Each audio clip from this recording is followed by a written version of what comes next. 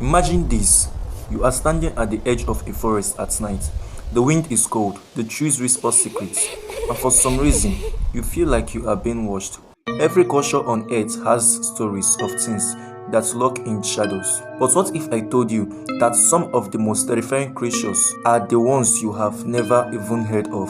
Tonight, we are traveling across the world, through forgotten villages, dark rivers, and misty mountains to uncover the disturbing legends of creatures that haunt the edge of folklore. And trust me, once you know them, you will never walk through the dark the same way again. Our journey begins in the Czech Republic, where parents whisper to their children about a figure that looks like a skeletal scarecrow. At first glance, it's motionless, harmless even, but then you hear it, the sound of a baby crying. You step closer, drawn in by the helpless wails, and that's when you see its true face. This is the bullback. It doesn't confront crying children, it steals them. The bullback stuffs them into a sack, dragging them away to feast on them later. Imagine being lured by something as innocent as a baby cry, only to discover it was a trap all along. Now we move from the forests of Europe to the islands of the Philippines. Here, the night sky hides something far more terrifying. Imagine a woman standing alone, her shadow flickering in the moonlight. Suddenly, her body splits in half, her torso spots bat like wings and lifts into the air, leaving her lower half behind. This is the Memenengo, one of the most feared monsters in Philippine folklore. It doesn't hunt animals, and it doesn't just drink blood. It preys on pregnant women, lowering itself quietly into their homes and using its long needle-thin tongue to suck the very life from unborn children.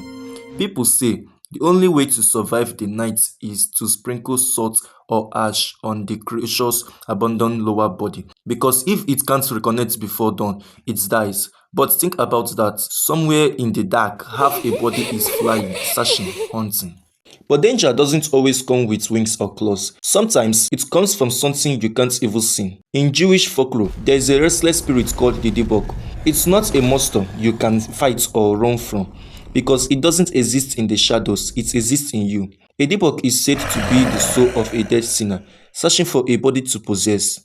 Once it finds one, it doesn't just whisper in your ear, it takes over your thoughts, your actions, even your voice. People believe demons could cause madness, illness, or even death, and the only escape was an exorcism. If you are unlucky enough to survive it, imagine living your life not realizing that something ancient and malevolent is pulling the strings from inside your own body. Our next stop is China, where the dead don't always stay buried. In fact, some of them rise again, but they don't walk, they hop. These are the Jinangshi, known as Chinese hopping vampires. With their stiff, decaying bodies, their arms stretched out, they move in jerky hops, hunting for victims. Some stories say they drink blood, others say they drain chi, the life source itself. But what makes them truly unsettling is their appearance, dressed in robes of old Qing dynasty officials.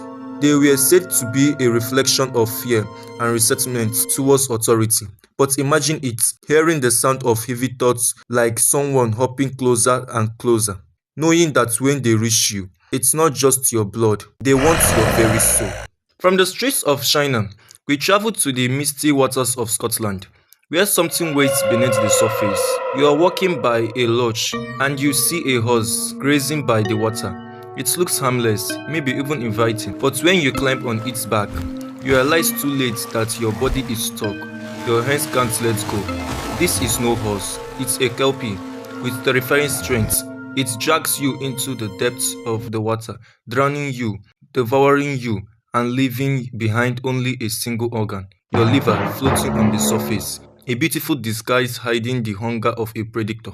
In Nicaragua, the legend tells us of La Segua, a spirit born of betrayal and rage.